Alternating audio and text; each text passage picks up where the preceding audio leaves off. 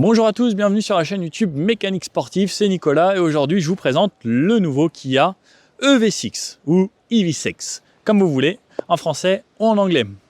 La voiture par Kia en full électrique. C'est la même base que le Hyundai Ioniq 5 qu'on avait essayé sur la chaîne, donc c'est un petit peu sa cousine et comme d'habitude on va voir en détail toutes les caractéristiques de la voiture et on va l'essayer sur tout type de route. Là, on est proche de Saint-Tropez, on est dans un paysage très agréable. On va essayer sur les petites routes et autres, voir ce que ça donne. On l'essaye aujourd'hui, donc celle-ci, c'est la version propulsion. Et il y a aussi une version 4 roues motrices. Il y aura aussi bientôt une autre version un peu plus puissante, mais je vous raconte tout ça juste après. Allez, c'est parti, on commence par les caractéristiques extérieures. Alors, on commence par les dimensions. La voiture fait 4,70 m de long, 1,89 m de large sur 1,55 m de haut. Donc, c'est une sorte de mi-SUV, mi-berline. C'est un petit peu un mix de tout. On verra surtout sur le côté.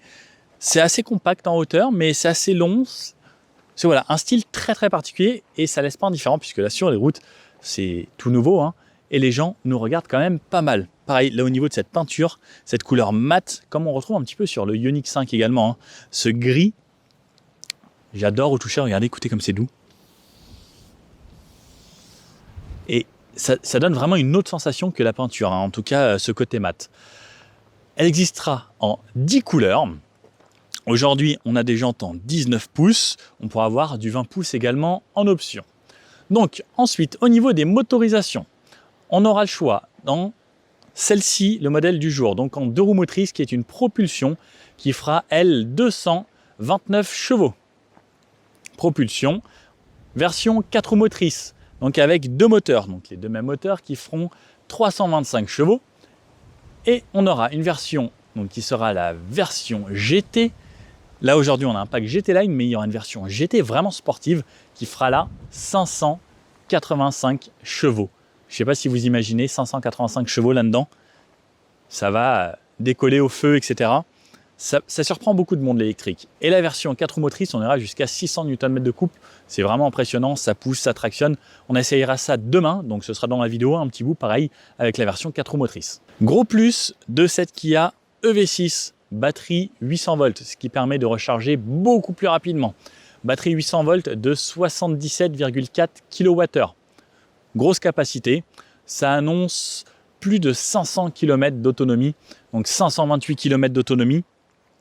On sera plutôt en réalité aux alentours des 400, 450 et ça tient plutôt bien ses promesses en plus, donc ça c'est agréable. Les 528 en WLTP, en faisant de la ville, je pense qu'on pourra y arriver avec ce genre de voiture dans les bonnes conditions. L'avantage du 800 volts, il y a encore très peu de voitures qui le font, hein. Porsche Taycan, c'est pas le même prix que ça. Audi e-tron, c'est pas le même prix que ça. Ioniq 5 et celle-ci. C'est les rares voitures qui ont cette architecture pour pouvoir recharger très rapidement. Ça permet de pouvoir recharger en 4 minutes 30 environ 100 km d'autonomie. Donc ça, c'est bien pratique lorsqu'on n'a pas beaucoup de temps et qu'on va recharger un petit peu. Ou de 10 à 80% en 18 minutes seulement. Souvent, les autres voitures, c'est 30, 35 minutes, 40 minutes. Là, 18 minutes. Alors, on gagne quelques minutes petit à petit. Peut-être qu'un jour, ce sera en 5 minutes. Et là, j'ai hâte d'être à ce moment-là, parce que là, ce sera vraiment très, très intéressant. Au niveau du tarif, on commencera à partir de 47 990 € pour la version de base, donc en propulsion et sur les premiers packs. Au niveau du poids de ce modèle aujourd'hui, donc en propulsion, 2100 kg environ. Un petit peu plus lourd pour la version donc, où il y aura 2 moteurs. Alors, sur l'avant, regardez le look de cette voiture. Franchement, ça laisse pas indifférent. Pour moi, c'est waouh. Ligne ici, très très marquée, surtout avec le mat. On voit bien les contrastes, on voit bien la différence. Le nouveau logo Kia. Petite caméra ici, puisqu'on a les caméras 360 autour du véhicule. Là, alors c'est pas une vraie grille, c'est juste pour faire joli. Parce qu'on n'a pas besoin de faire entrer d'air à l'intérieur. Support de plaque, les radars de parking ici. Ici, on a pareil des volets qui sont fermés actuellement, mais sinon ça s'ouvre. Pareil, avec des volets fermés, on gagne en aérodynamique, ce qui permet de consommer moins, de gagner en gros peut-être des fois 3-4 km sur un plein, donc c'est toujours pas mal. Les capteurs ici pour les aides à la conduite, donc avec le régulateur adaptatif, le centrage de voie, le maintien dans les lignes, et Et on a même, je vous montrerai pendant l'essai, lorsqu'on clignote, le changement de voie automatique. Ici, double lame, donc avec cet endroit-là qui remonte, ça fait une sorte de double lame plutôt jolie, peinte en noir, brillant, comme ici. Donc là, on a du noir brillant ici. Pareil, on a des sortes de petits appendices aérodynamiques ici, mais qui sont factices. Ça donne quand même pas mal de style, tout comme ici, cette grande ligne chromée, qui fait un petit rappel un petit peu comme les feux. Au niveau des feux, on a bien sûr des feux full LED avec des feux matriciels. Je vais essayer de vous faire un essai de nuit, c'est pas dit encore, mais on va voir puisque les véhicules presse souvent ne sortent pas de nuit. Du LED, pareil, 1, 2, 3, 4, 5, 6, 7, 8, 9, 10, 11 en 11 parties ici. Très sympa, ça donne vraiment une finition cristal ici. Et les feux full LED, donc matriciels sur les côtés. À l'avant, là-dessous, ce qu'on veut savoir, c'est est-ce qu'il y a un coffre en dessous. Donc on ouvre le capot toujours à l'avant, comme si c'était un coffre ou comme si c'était juste un capot de voiture. Hop. Alors, où est-ce qu'il s'ouvre celui-là? Juste ici, donc on tire le loquet. Et là, bonne surprise, on a un coffre, donc un frunk avec marqué EV ici. Plutôt bien fait, hein. On l'ouvre, il reste ouvert, donc on n'a pas besoin de le tenir avec les mains. Et on a une contenance ici de 52 litres à l'avant si on n'a pas la version si on a la version propulsion. Et lorsqu'on aura la version 4 roues motrices, on aura un coffre de 20 litres à l'avant. Avec un joint ici, donc on peut mettre ses câbles, etc. Bien pratique d'avoir ces câbles à l'avant parce que lorsqu'il pleut par exemple, que vous rechargez votre voiture, plutôt que de remettre dans le coffre avec la moquette et autres, c'est vraiment bien pratique de l'avoir à l'avant. Ici, de quoi remettre le liquide pour le lave-glace, les freins là-bas et liquide de refroidissement de batterie ici. Sur le côté, pareil, hein.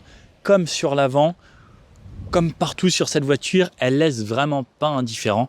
Elle a quand même les codes du SUV, donc avec ces arches ici, donc comme vous pouvez le voir, qui font le tour, mais c'est pas en plastique, c'est peint, c'est joli. Bah, c'est pareil, c'est bien fini. Ces jantes en 19 pouces, donc comme je vous disais, on pourra avoir soit du 19, soit du 20 pouces. L'avantage du 19, c'est que ce sera un petit peu plus confortable sur la route. Ici, donc cette partie, comme on voit, donc tout ce qui est pare-brise et entourage de fenêtres en noir, avec le toit en mat. Donc ça fait une sorte de 3 tons presque, hein, parce que ça fait mat, brillant, mat ici. Sur le côté, pareil, une ligne, surtout celle-ci là, qui est vraiment très forte, avec le mat, comme on peut le voir là, ça fait vraiment clair ici, foncé ici. Le mat, ça fait vraiment ressortir les lignes et les contrastes sur les voitures. Les poignées, donc affleurantes, qui s'ouvrent, et ensuite, donc, on a juste à tirer pour entrer dans la voiture, comme ça se fait par exemple sur les Lamborghini, les Aston Martin. Ça se fait de plus en plus sur les voitures premium, c'est un vrai plus de l'avoir là. Un rétro très aérodynamique ici, qui intègre le répétiteur de clignotant, la caméra ici, la caméra qui nous sert à voir l'angle mort à l'écran lorsqu'on met son clignotant. Je vous montre ça à l'intérieur. Si vous ne connaissez pas, c'est juste exceptionnel. Sur le bas, la lame noire laquée qui va très bien avec la voiture. En fait, on joue vraiment avec les contrastes sur cette auto. À l'arrière, pareil, une grande porte qui permet de rentrer très facilement à l'intérieur et qui s'ouvre avec un très grand angle. Alors, j'ai pas l'angle exact, mais ça donne vraiment une facilité pour entrer à l'intérieur du véhicule. Sur l'arrière ici, on a un aileron, vraiment, on pourrait dire un aileron, c'est pas vraiment un petit béquet, hein, qui dépasse sur les côtés, qui donne un style très sympa et qu'on voit dans le rétroviseur lorsqu'on conduit. C'est plutôt joli et ça laisse passer de l'air aussi à cet endroit-là. Pareil, ça joue sur l'aérodynamique. Alors, l'arrière du véhicule, comme le reste de la voiture, des lignes ultra tendues. Là, ce feu LED est juste magnifique. C'est rempli de plein de petites barres tout le long avec une longue bande. J'adore. Franchement, ça change. Et il y a plein de petits détails. Donc, par exemple, donc là, ça vient jusqu'à là.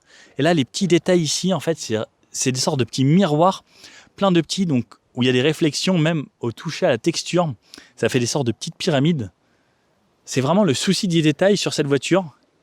Il est vraiment partout, même à l'intérieur. On dirait vraiment, pour moi, hein, une voiture très très haut de gamme. Et on verra même à l'intérieur, il y a plein de choses qui sont pensées pour être bien. Même si des fois, il y a des petites choses qui pourraient être améliorées, mais pour Kia, je trouve que c'est vraiment waouh. Ici, on a la trappe, ça s'ouvre électriquement. Et ici, donc, on a la charge. Au niveau charge, on pourra recharger jusqu'à 11 kW ou sur les chargeurs Ionity. Donc, on va les faire une petite recharge pendant cet essai, rapide puisqu'on ne va pas, à mon avis, utiliser énormément de batterie. On pourra monter jusqu'à 239 kW de chargement. Ça, c'est très impressionnant. Et ça permet donc, comme je vous disais, de passer de 10 à 80% en seulement 18 minutes. Autre truc très intéressant, avec cette voiture, si on a l'adaptateur, on peut transformer cette voiture en générateur. Vous pouvez alimenter l'électricité lorsque vous allez faire du camping. Vous pouvez aller recharger même une autre voiture électrique. On a jusqu'à 3,6 kW en débit de sortie de la prise. Donc ça veut dire que la batterie peut alimenter un four, par exemple. Vous voulez brancher votre four à la maison, votre lave-vaisselle, vous pouvez le brancher ici si vous le souhaitez.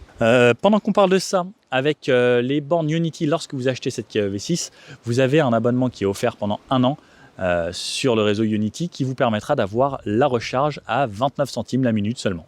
Donc ça, c'est plutôt pas mal la première année. Et ensuite, une fois que vous avez fini, vous appuyez ici et ça se referme. Sur l'arrière, donc le nouveau logo Kia, maintenant qu'on retrouvera sur tous les nouveaux modèles Kia et tout ce qui va sortir, le modèle ici EV6 et la finition qu'on a ici, GT Line. Un grand bandeau ici, pareil donc dans un chrome qui vient finir vraiment jusqu'au bout là-bas.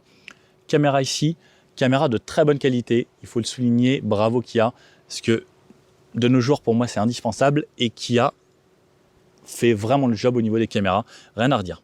La plaque fixée ici, tout est peint à l'arrière, pas de plastique, c'est pas bas de gamme quoi.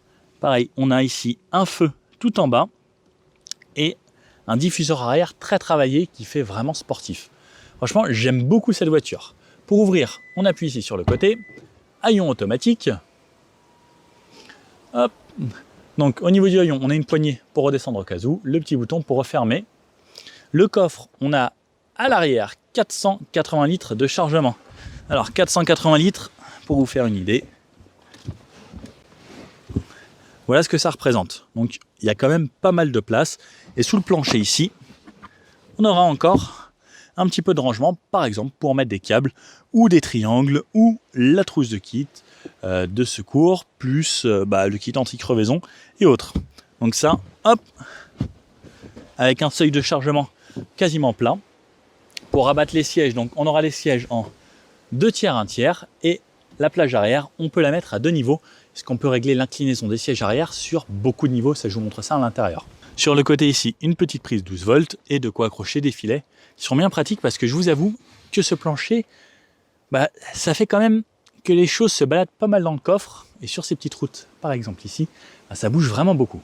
Alors, à l'arrière de ce Kia EV6, comme vous pouvez le voir, comme je vous avais dit tout à l'heure, on a une ouverture qui est vraiment très grande avec un grand angle ici. Je vais m'installer, regardez, j'y vais facilement, hop, et on rentre dans un palace. Concrètement, au niveau de la place, c'est une limousine.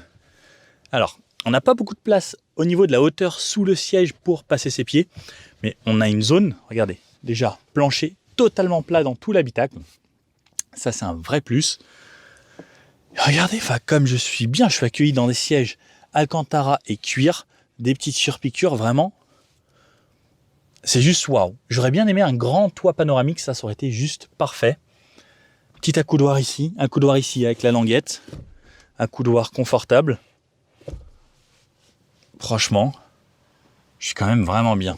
Les sièges en inclinaison, je peux les mettre, regardez.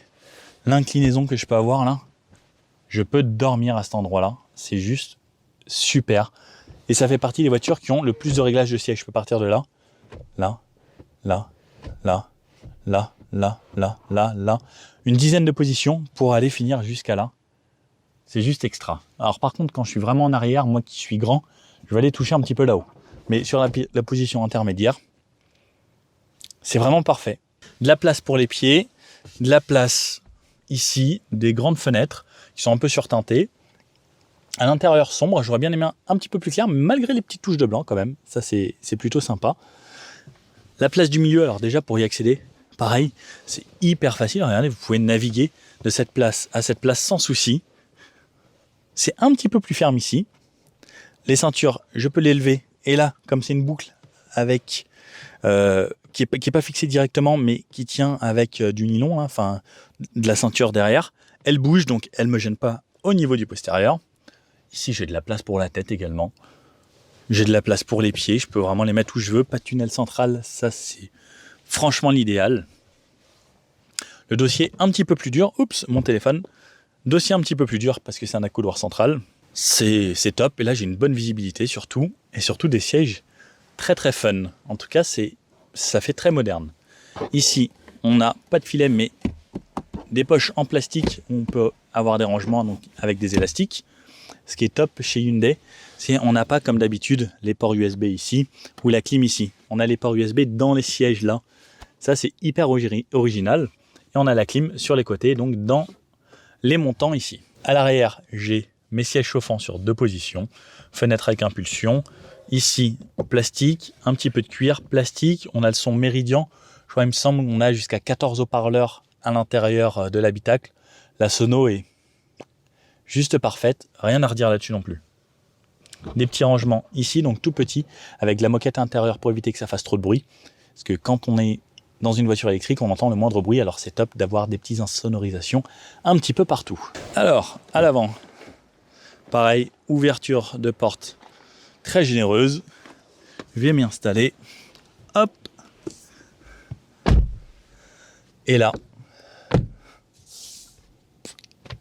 franchement, je tombe dans une voiture moderne qui fait vraiment 2021-2022.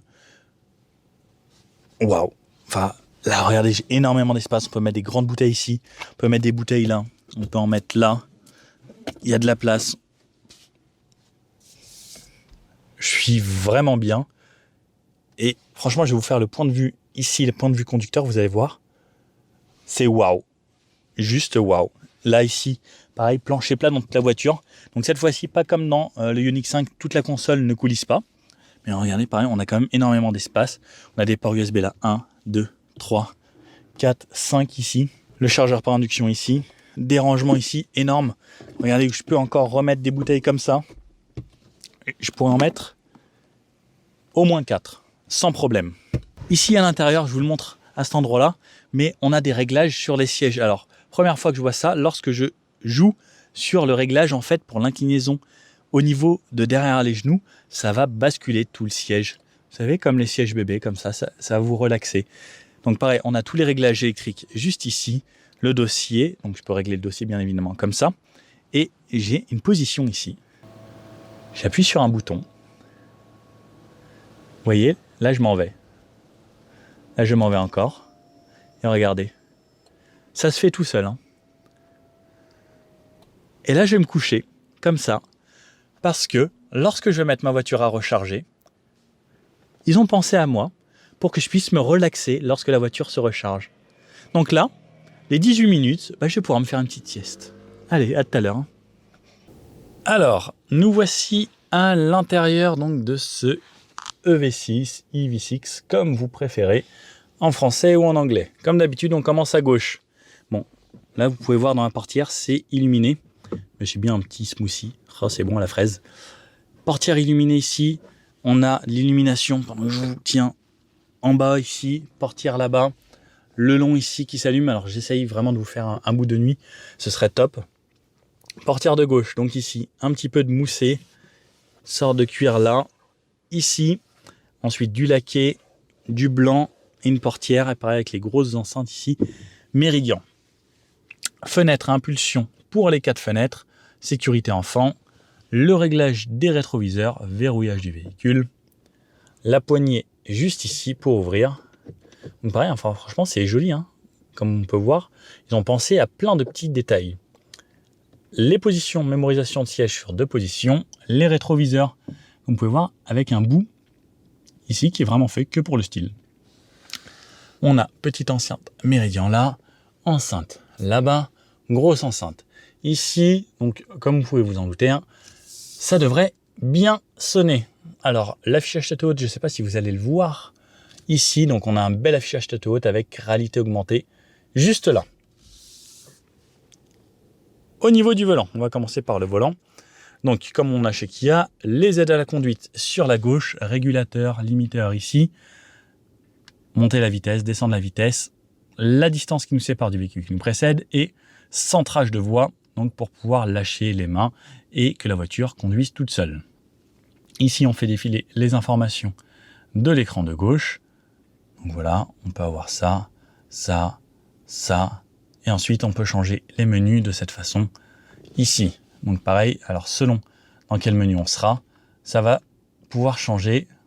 Alors par exemple, je retourne dans voiture, je peux rechanger comme ça, je peux avoir les informations, et là on voit les consommations, donc il y a eu 223 km à une moyenne de 18,9 kWh. À droite, ce sera pour le côté ici, divertissement, avec les modes, la commande vocale, changer de musique, le son, touche favori et décrocher au téléphone. Le gros logo qu'il y a ici, le klaxon, donc lorsqu'on appuie comme ça, et les drive mode. Drive mode, on aura 3 modes, donc éco, normal ou sport. Donc ça nous change un petit peu la déco, normal et sport avec un petit peu de rouge. Derrière le volant, à gauche, c'est pour les feux. Donc on a bien sûr feu automatique, les clignotants. Et à droite, ce sera les essuie-glaces. Je vais vous montrer même de suite lorsqu'on démarre la voiture. Ready. Alors, dans l'affichage Tato, il y a eu une belle animation qu'il y a. Regardez. Là, je vois ce qui se passe à droite, dans mon angle mort à droite, et mon angle mort à gauche. Donc ça, c'est vraiment extraordinaire. Ça permet de vraiment faire attention, et ça, c'est grâce aux petites caméras qu'il y a dans les rétros, comme je vous ai montré. Donc là, regardez à chaque fois. C'est juste exceptionnel. Sur la gauche ici, on trouvera la luminosité et l'intensité de l'éclairage. Donc regardez, on a vraiment jusqu'à 100 comme ça. Ah, c'est vraiment super. C'est le plus beau réglage que j'ai vu, en tout cas, à part chez Porsche, où ils sont très bons aussi. Ouvrir la prise ici pour l'arrière, le hold pour le coffre, ouvrir ou fermer le coffre, le frein de stationnement ici, et désactiver l'ESP. Ça peut être rigolo, parce que c'est une propulsion en plus, on peut faire du drift. Hop, les aérateurs de ce côté-là. Les aérateurs font le long du bandeau ici, donc ce bandeau, vous pouvez voir, qui est illuminé en bleu, c'est très très sympathique. Ensuite, on va passer à cet écran, donc c'est 2 écrans, on va dire 2 écrans de 12,3 pouces, celui-ci que je vous ai montré donc pour les données de conduite, et celui-ci ici pour tout l'infodivertissement, le GPS, etc. On a bien sûr l'Android Auto, l'Apple CarPlay, tout ce qui va bien. Les menus pour retourner à la touche Home ici, les données électriques. Voilà, par exemple, il nous reste 389 km à faire, 393 si on coupe la clim. Le V2L, ça c'est si vous alimentez autre chose. Ensuite, on retourne ici. Navigation, mode voiturier, en gros, tout ce qu'on connaît chez Kia, comme d'habitude. Donc, un écran tactile, comme vous pouvez le voir, regardez, très réactif, vraiment aucun souci là-dessus. Kia Connect pour connecter votre téléphone et votre voiture, pour pouvoir, par exemple, la mettre à chauffer le matin lorsqu'elle est en charge, ou autre. Un manuel ici. Le téléphone, projection du téléphone, vraiment il y a tout ce qu'il faut, radio DAB, etc. Donc tout ce qui va bien. Le menu climatisation. Ici, donc, on a soit ce menu climatisation comme ça, soit j'ai été vraiment bluffé. Vous voyez cet endroit-là, hein. Donc, on dirait des touches, et non. Regardez, j'appuie là, ça devient un autre menu. Donc là, je passe du volume à la température. Donc là, je peux régler ma température. Et je trouve ça juste extraordinaire. Ensuite, je peux régler la clim ici, au plus bas. Et là, je peux retourner à mes menus. Et c'est vraiment instantané, hein. Donc, on a toujours le dégivrage et tout ça qui est obligatoire comme touche. Mais le fait de pouvoir changer ici, je trouve ça vraiment excellent. Maintenant, donc ça va être les raccourcis qu'on a toujours connus chez Kia. Donc avec Map, Nav, la touche favori, SIC, Track, Radio, Média et Setup. Ensuite, on peut changer ici et ici. Cet écran, donc, on a les modes auto. On a auto, doucement, moyen, fort. On peut régler vraiment comme on veut. Et lorsqu'on a fini, on peut toujours retourner à la touche Home de cette façon. Le warning ici. J'aime beaucoup le bruit des clignotants qui sont vraiment pas trop forts chez Kia. C'est vraiment super ça. Lorsque je viens ici, touche siège ventilé sur 3 positions, siège chauffant sur 3 positions, volant chauffant. Et ensuite, pour mon passager, j'ai la même chose. Donc c'est vraiment le top, le luxe au final, juste ici. La touche pour démarrer la voiture, donc j'appuie ici, ça me démarre le véhicule.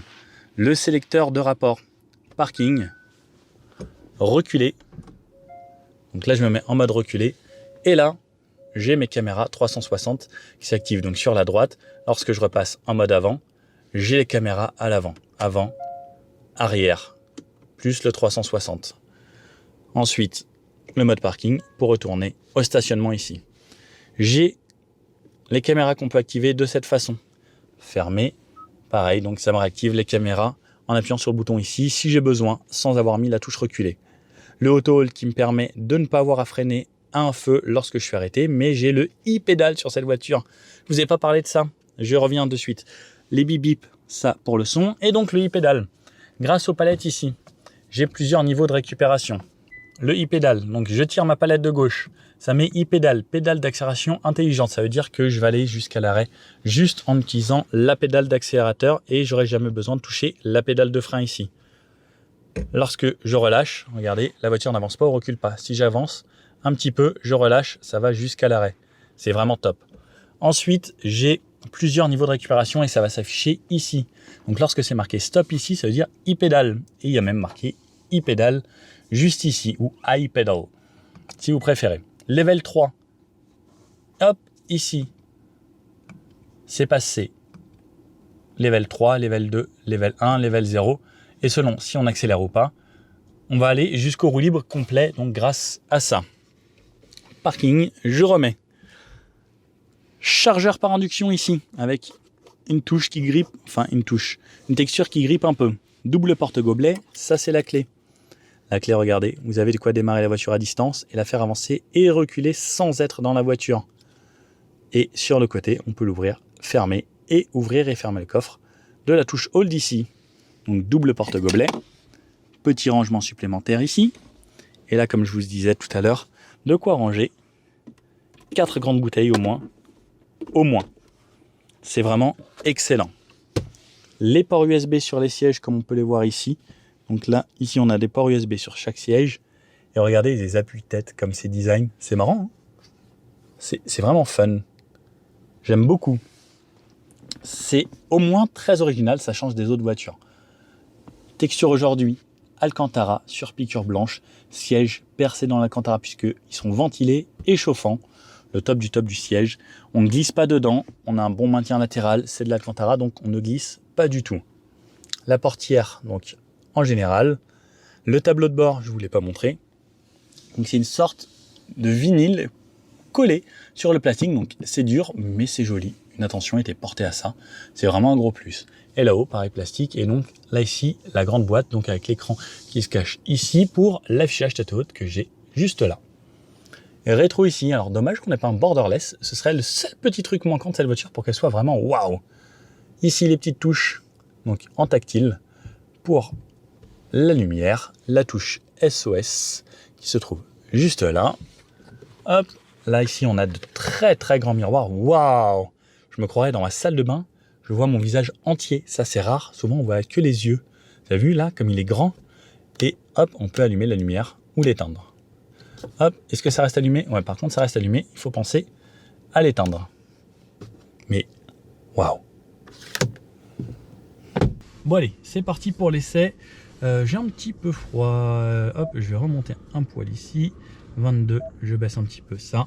Et je suis bien, je me règle mon siège parfaitement parce que j'ai tous les réglages ici qui me permettent de bien me positionner. Donc, drive, c'est parti.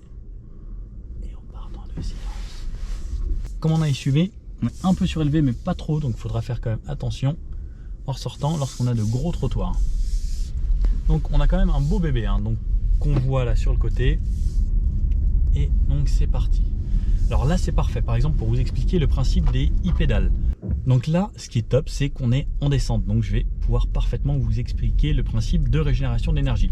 Là je tire la palette ici, donc moins. Alors ce qui est bizarre c'est que le moins est à droite, le plus est à gauche. Souvent on a le plus à droite ici et le moins sur la gauche. Hop.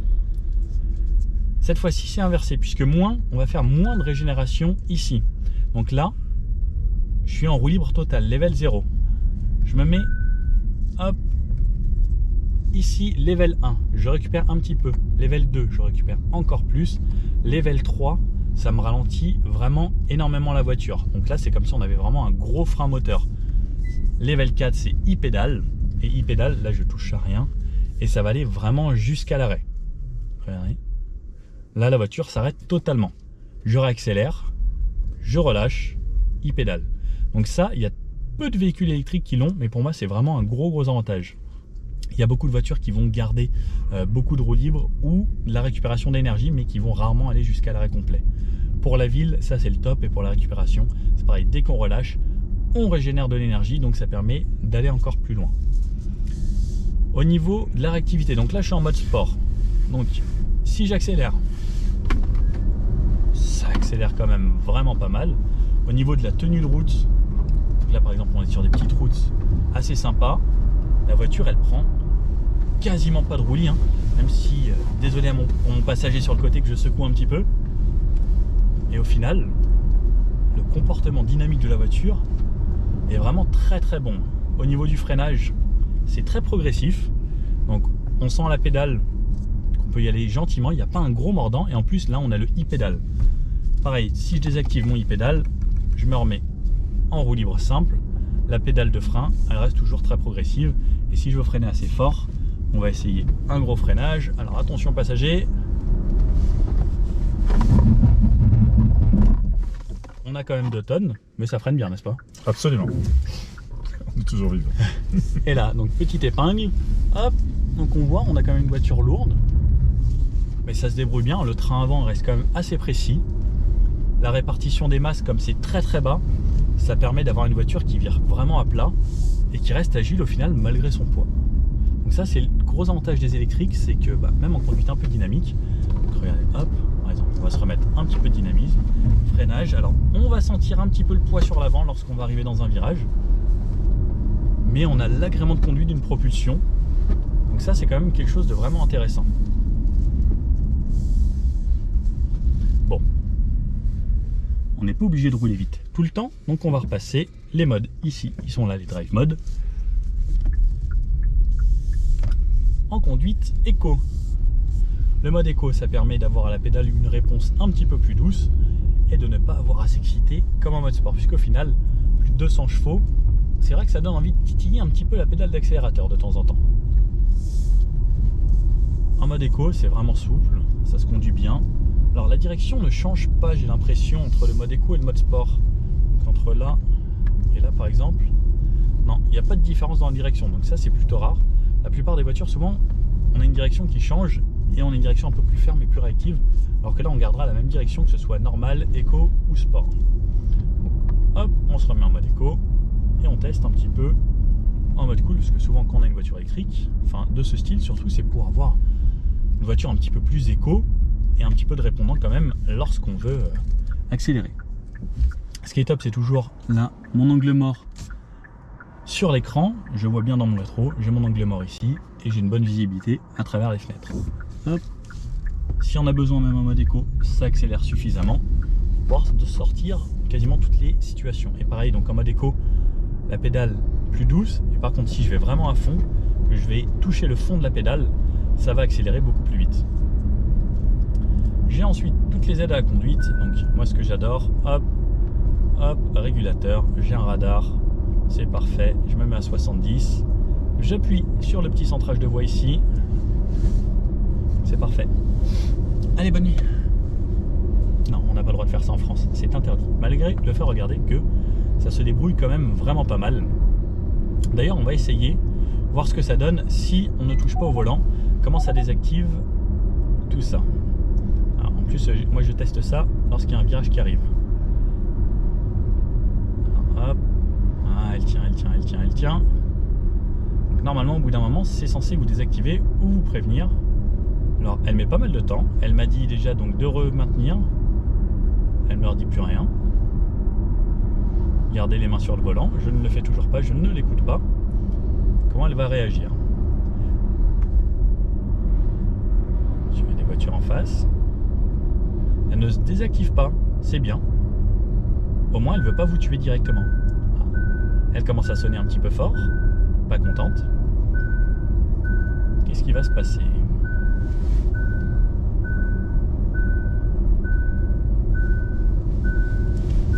Bah, je suis plutôt content parce que elle essaye pas de me tuer, elle désactive pas bêtement ou n'importe quoi.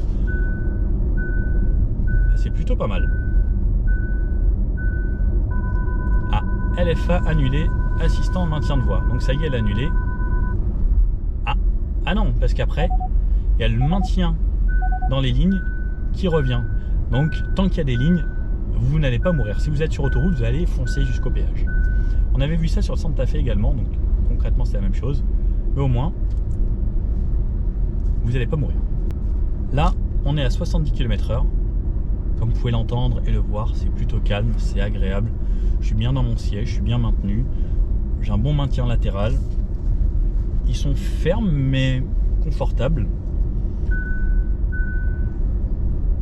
Alors par contre, des fois les bip bip, c'est dès que vous touchez un petit peu une ligne ou vous mordez, il y a les bip bip.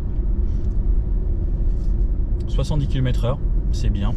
On n'entend quasiment rien. Très léger bruit de roulement, pas de bruit du vent ou autre. Camion qui va passer, on va voir.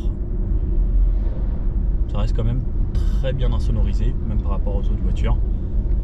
On va aller à 80, donc je monte de 10 en 10 en restant appuyé sur la commande ici. 80 km/h. On commence à entendre légèrement un petit peu de bruit du vent. Toujours pas de bruit de moteur, pas de sifflement, pas de bruit d'électricité. C'est agréable. Bon, là on a fait une petite pause, donc il nous restait environ 70%. Donc comme on le voit par exemple pour aller à 80%, il nous faudrait seulement 4 minutes pour aller de 70 à 80%. On recharge quand même à 132 kW, donc en ayant 70% c'est plutôt pas mal. On va recharger très très vite, surtout quand on aura très peu de batterie. En gros, quand on passe de 10 à 80%, c'est là que c'est très intéressant. Et c'est là qu'on aura 18 minutes pour aller de 10 à 80%, où ça rechargera vraiment au maximum. Comme vous pouvez le voir, on a fait 197 km. Il nous restait 69% de batterie. Et voilà, une moyenne à 18,3 kWh au 100 km jusqu'à là. Plutôt pas mal, ça nous affichait 487 km. Et donc en ayant fait 197, il nous restait encore 313, donc plutôt correct. Bon, petit bout sur autoroute, je vous le fais vu d'ici puisque j'ai qu'une seule caméra. Donc, drive, on vient de recharger, on est reparti donc avec 90%. 90% ça m'indique ici 421 km. Si j'éteins la clim, ça m'indique ici 441 km. Donc 91% exactement. Hop, drive et on est parti. Donc on va repartir sur un petit d'autoroute. Alors les gens qui font ces airs Ionity là, vous n'avez pas pensé aux grosses voitures. Bon, heureusement qu'on a une caméra de très très bonne qualité, 360 degrés, bien pratique. Mais en gros les voitures qui sont là pour ressortir là, il faut penser un petit peu plus aux gens qui ont de l'électrique. Pareil là c'est très très étroit. Allez, c'est reparti. Donc toujours dans le silence. Et ce qui va être pratique avec cette voiture, c'est pour s'insérer sur l'autoroute. C'est rapide, l'électrique c'est puissant. Donc là par exemple on est à 50 et pied dedans, ça accélère un petit peu. 100, 110, 120, 130. C'est bon, je me suis inséré correctement. Alors, sur autoroute, le but, ça va être de voir un petit peu comment ça se débrouille. Donc, je me remets toutes mes aides à la conduite. Je réactive le régulateur. Quand je mets à 130, donc la bonne vitesse, ça va le faire automatiquement. Alors, ce qui est bien aussi avec cette voiture, c'est qu'on a comme dans la Ioniq 5, lorsqu'on a toutes les aides à conduite, je mets mon clignotant à droite, je relâche le volant et la voiture change de fil automatiquement. Elle vient se mettre sur la bonne file. Donc ça, c'est une assistance en plus pour l'autoroute. Ça fonctionne que sur l'autoroute par contre. Ça ne fonctionnera pas sur les petites voies ou double voie. Seulement au régulateur avec la bonne vitesse indiquée et quand tout est vert ici en haut, donc avec le volant en vert, le changement de voie en vert, le centrage de voie en vert. Et donc ça marche à chaque fois, hein. Donc par exemple là, je mets le clignotant à droite, hop, ça tourne, ça y va, et regardez, donc là je peux lâcher complètement, elle vient se mettre dans cette voie, et j'ai juste à reprendre et laisser les mains sur le volant. Pour doubler, ça va être pareil, donc quand il y a une voiture devant, là par exemple, il y a une voiture, elle me le dit, elle me le signale avec le son, et par exemple là, donc elle sait qu'elle peut y aller. Dans l'affichage ici, dans la réalité augmentée, ça change de voie, et pareil, donc ça revient. C'est vraiment pas mal, hein. Et ensuite, donc le fait d'avoir toutes ces aides à la conduite, c'est bien pratique. Donc pareil, lorsqu'on a un ralentissement devant, ça ralentit automatiquement et ça réaccélère. Au niveau de la conso sur autoroute, ce qu'il faut savoir, c'est que bien sûr sur autoroute à 130 km/h, ça va consommer beaucoup plus que si on était sur des petites routes. Donc là, cette fois-ci, on ne fera pas les 500 km en étant sur autoroute, on s'approchera plutôt des 300 en étant à 130 tout le temps. Mais pareil, comme vous pouvez l'entendre, c'est quand même bien insonorisé. On entend très légèrement un bruit de roulement. Au niveau du bruit du vent, au niveau du pare-brise, c'est très agréable, on n'entend quasiment rien. C'est bien insonorisé par rapport à l'extérieur, l'environnement, lorsqu'il y a des camions ou autres qui passent. Et au niveau du vent, on a un petit peu au niveau des fenêtres sur les côtés, mais c'est très très léger. Franchement, pas grand chose à dire. Et lorsqu'on ralentit, donc on peut soit freiner, on peut avoir l'e-pédale qui va récupérer de l'énergie à chaque fois, pareil. Donc ça récupère de plus en plus selon combien vous avez tiré la palette ici. Bon, comme d'habitude, test rond-point, voir ce que ça donne. Donc là on a un petit rond-point, alors on a un petit peu de monde, on est vers Saint-Tropez. C'est pas les ronds-points de verre chez nous. Donc, en virage, le maintien ici, comme on peut le voir, alors là je vais pas extrêmement vite, c'est plutôt correct. Donc le fait que ce soit de l'Alcantara, on ne glisse pas comme dans du cuir. Ah, le monsieur devant s'était trompé de route. Et si on met un petit peu de rythme, toujours à chaque fois que je veux mettre un petit peu de rythme, quelqu'un rentre ici. Alors, un petit peu plus de rythme. On voit, ouais, c'est super sain. On fait un peu crisser les pneus. Comme le centre de gravité est super bas, on a une bonne répartition des masses. Pareil, les pneus couinent pas trop. Bah, c'est sécurisant comme voiture, parce que si vous allez un petit peu vite, en fait, ça va dévier un petit peu. Il n'y a pas de gros sous-virage ou pas de gros sur-virage. Elle me fait pas peur cette voiture. Alors là, par exemple, hop, je roule sur des petites bouches d'égout. Ah, ça filtre plutôt pas mal. Alors la seule chose que j'ai remarqué, c'est sur les petits dodanes, où ceux vraiment fins, la voiture rebondit un petit peu. Par contre, sur les routes, même quand c'est pas mal dégradé, je ne l'ai pas dit forcément, mais même tout à l'heure qu'on était à un rythme assez soutenu sur les petites routes de campagne, bah, ça restait plutôt confortable. Et comme on dit souvent, une voiture confortable, ça prend du roulis, et c'est vrai que celle-ci, eh ben, elle en prend très peu. Donc, comme on a pu le voir tout à l'heure. Au niveau du confort, alors il y a beaucoup de choses qui participent au confort. Le bruit, là, par exemple, c'est calme, on va parler tout doucement. Et après il y a la suspension et les sièges. Les sièges, comme ils sont assez fermes, ça veut dire que la suspension filtre quand même pas mal.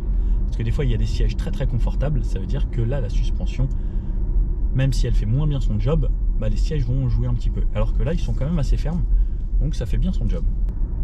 Alors, un petit dodan. High pédale, je relâche, ça ralentit tout seul. On voit par contre donc que là, on a une voiture qui reste quand même assez ferme. On dirait presque un petit peu une allemande au niveau de la suspension. Ça reste confortable mais ferme à la fois. Je sais pas si vous voyez un petit peu ce que je veux dire. Voilà, et je vous fais une petite visite de nuit. Donc, les portes s'éteignent lorsqu'on rentre à l'intérieur. On peut voir là au niveau du plancher, on a des LED. Donc à cet endroit-là. Et lorsque je vais monter et m'installer, hop, donc là j'ai d'éclairage blanc ici, et lorsque je vais démarrer, c'est revenu dans les portes, vous avez vu, hop, là, à l'arrière pareil, on a dans les portes, également dans les rangements, des éclairages LED à l'arrière également, et je vais démarrer, et voilà, donc on a les couleurs personnalisables. J'ai l'affichage tête haute qui fonctionne également, donc vous pouvez peut-être mieux le voir là de nuit que de jour. Je vais me refermer mes fenêtres pour être au top. Hop. Et ensuite, donc, on peut personnaliser les couleurs également. Et on a un éclairage habitacle ici avec la lumière ambiante. Et donc là, on a vraiment des plein de menus et on a la couleur. Donc on peut avoir bleu, on peut avoir forêt paisible ou c'est plus vert. Pourpre rêveur, j'aime bien ça, le nom. Violet aurore, délice orangé, vue dorée, mer rafraîchissante ou couleur personnalisée. Couleur personnalisée, hop, définir la couleur perso. Et là j'ai ma roue chromatique, donc avec 64 couleurs. C'est vraiment top. Alors moi j'aime beaucoup ça, ou ce genre de un petit peu fuchsia. Après c'est pareil, je peux augmenter un petit peu l'intensité, non? Ok, donc voilà les couleurs et ça changera partout, à l'avant comme à l'arrière. Et j'ai toujours un petit éclairage bleu pour ma prise. Bon, on va rouler un petit peu, voir la luminosité des feux. Donc on a les feux matriciel. Donc pareil, les pleins phares. Wow, vous avez vu, ça éclaire quand même vraiment très très bien. Le gros avantage du LED, c'est que c'est blanc et ça marche tout le temps. Pareil, au niveau du P ici, ça s'est éclairé en couleur. Et pareil, le petit bandeau là, très très très sympa. Franchement, cette voiture, elle fait vraiment une voiture moderne. Et c'est ce qui manque à beaucoup d'autos, je trouve. Pareil, de nuit, ça marche toujours. On a toujours donc les rétro-caméras. Hop. Merci mademoiselle.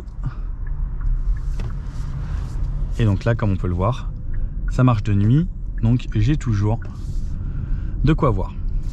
Alors, donc on a bien sûr les pleins phares automatiques également et en feu matriciel. Donc lorsque je vais passer dessus, donc je reste en mode auto. Alors pour avoir les pleins phares automatiques, il faut sortir de la ville et se mettre en mode automatique et pousser le levier vers l'avant. Donc à ce moment-là, on a plein phare. Waouh, très gros dodan. Et ça passe, hein, bien sûr, sans souci. Et puis pareil, hein, de nuit, c'est très apaisant. C'est calme dans l'habitacle. Lorsqu'on roule, pas de bruit. Ça relance toujours aussi bien. Franchement, une très très bonne auto.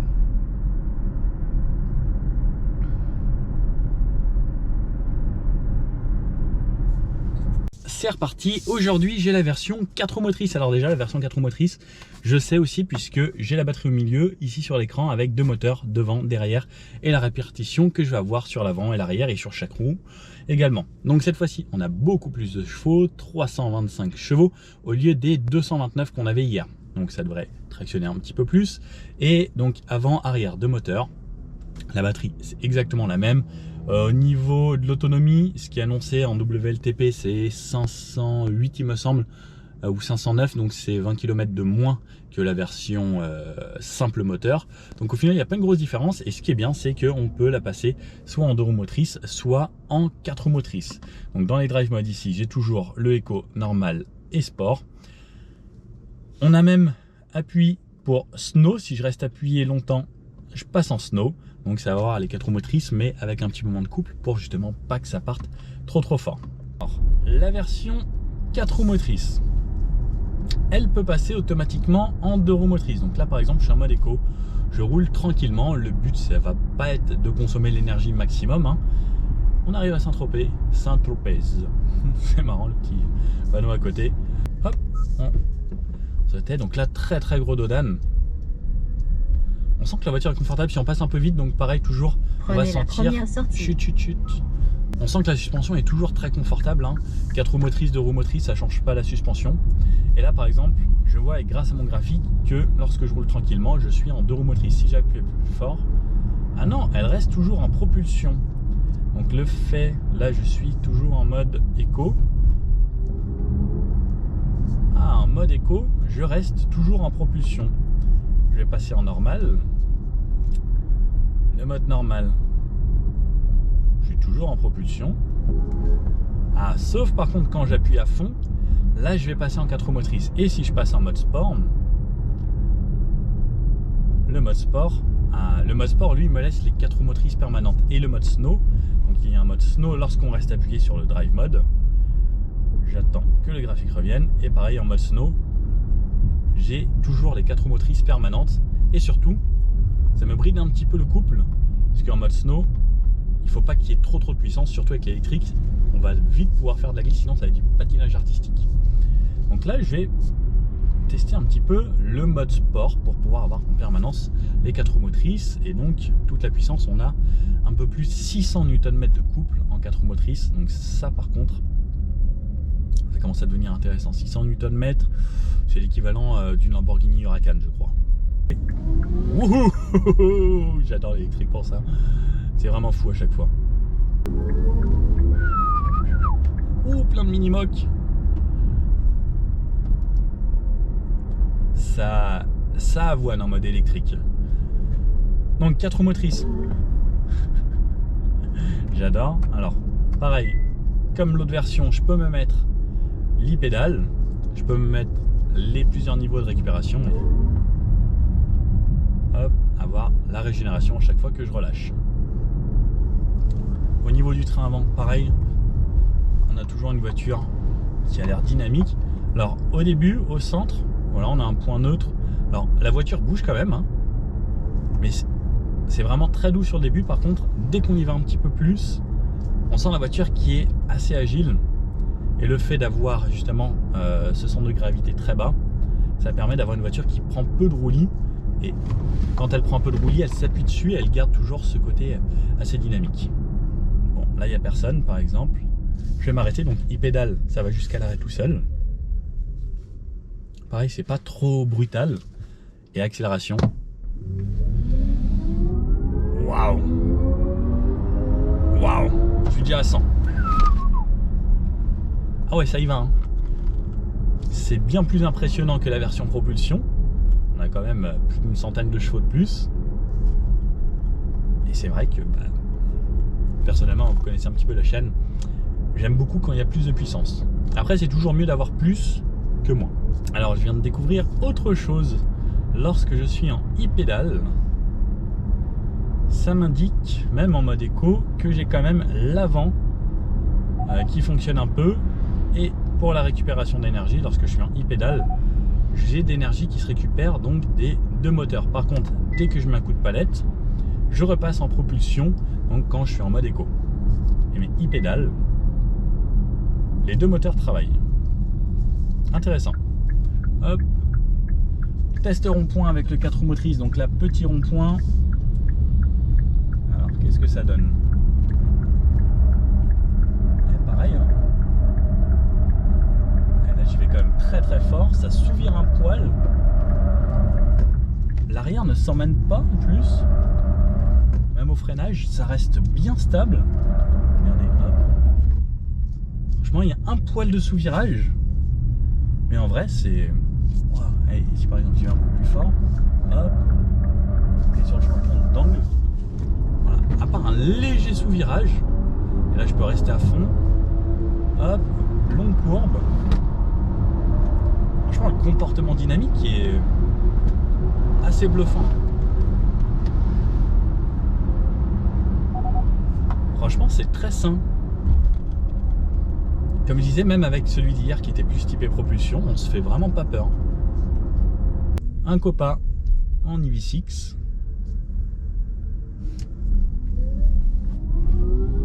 Et pour doubler, franchement, moi je recommanderais cette version-là, parce qu'au final, elle consomme pas beaucoup plus si on l'utilise en mode éco. Par contre, si on veut s'amuser un poil plus, on a quand même bien plus de puissance, bien plus de répondants. Bon, après, je vous avoue, on n'en a pas besoin.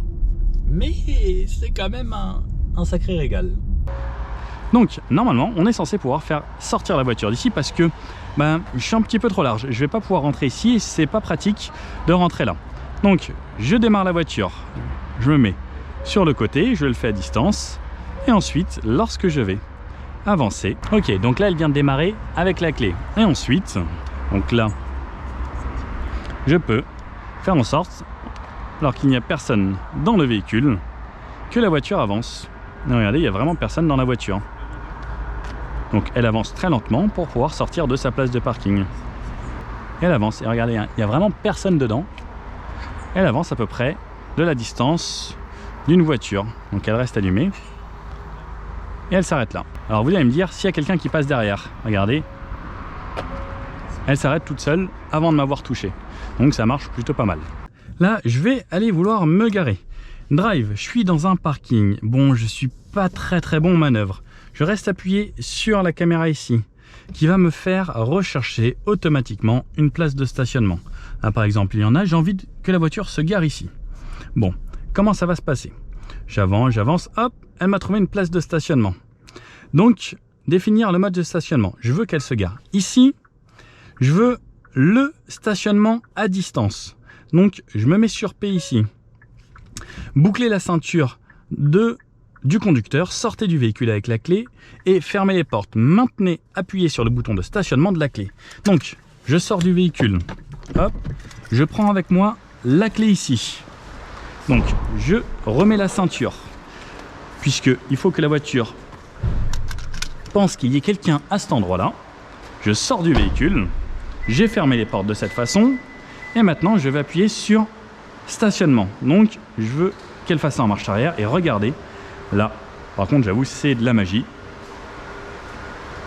La voiture va aller se parquer toute seule en prenant en compte son environnement. Donc il y a des voitures derrière, et là comme vous pouvez voir je la suis, elle garde son clignotant sur le côté, elle va pas aller abîmer la voiture derrière là-bas, elle freine, donc il y a tous les radars, les caméras, etc. Et elle se débrouille quand même plutôt pas mal.